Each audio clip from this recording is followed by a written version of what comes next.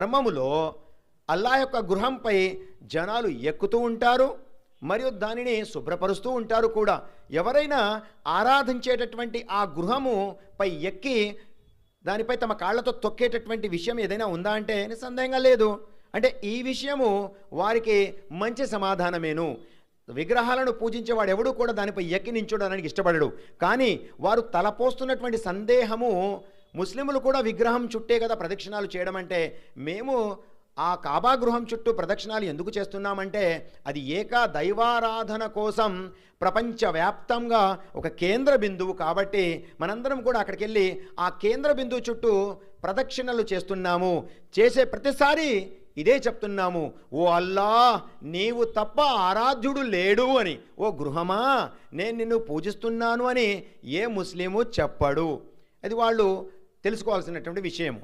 అయితే హబషీ గులాం అనేటువంటి హజరత్ బిలాల్ రజియల్లాహు తాలా అన్హు వారిని పిలిచి ప్రవక్త మహనీయులు ముహమ్మద్ సల్లల్లాహు అలైహి వసల్లం వారు, ఓ బిలాల్ ఎక్కువ ఆ కాబా గృహం మీద నీవు అజాన్ పిలుపు అందజేయి అని చెప్పడం జరిగింది. మిత్రులారా, అప్పటి నుంచి ఇప్పటి వరకు కూడా మరియు ప్రళయం వరకు కూడా ఈ కాబా గృహ సందర్శన జరుగుతూ ఉంటుంది. దానిపై ఎక్కి అజాన్ ఇచ్చేటటువంటి అవకాశం కూడా ఇస్లాంలో లేకపోలేదు. మరి ఆ గృహము చుట్టూ తిరగడంలో ముఖ్యమైనటువంటి విషయము దేవుడు ఒక్కడు అని చెప్పేటటువంటి ఈ సందేశమని. అయితే మనలో ఎటువంటి తారతమ్యాలు ఉండకూడదు. ఒక్కసారి మనం హజ్ చేసి వచ్చిన తర్వాత కూడా మనుషుల మధ్య భేదాభిప్రాయాలు చూడడం మొదలు పెడితే నిస్సందేహంగా మా హజ్ నిర్వీర్యమైపోతుంది. ఎలాంటి ఫలితానికి తావు లేకుండా పోతుంది. మిత్రులారా, మనందరం ఆలోచించాల్సిన విషయం ఈ ఒక్క విషయమే కాదు, మరిన్ని మీరు పరిశీలిస్తే మగవారు ఆడవారి యొక్క హక్కులను కాలరాయకండి, వారి యొక్క హక్కులను సరైనటువంటి సత్యమైనటువంటి మార్గంలో ఇచ్చివేయండి అనేది కూడా హజ్ సందేశంలో మరొక భాగము.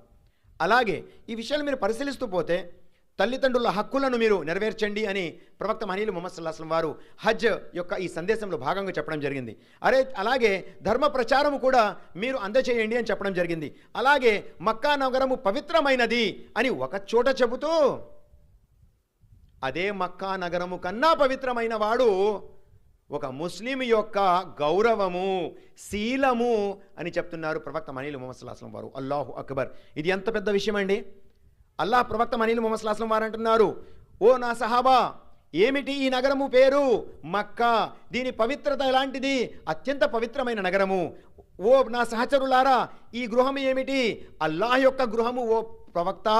దీని పవిత్రత ఎలాంటిది? అత్యంత పవిత్రమైనటువంటి గృహము ఓ ప్రవక్త అని సహాబాలు వాళ్ళు తెలియజేస్తే వెంటనే అన్నారు, ఓ నా సహాబా, నేను ముహమ్మద్ ఎవరి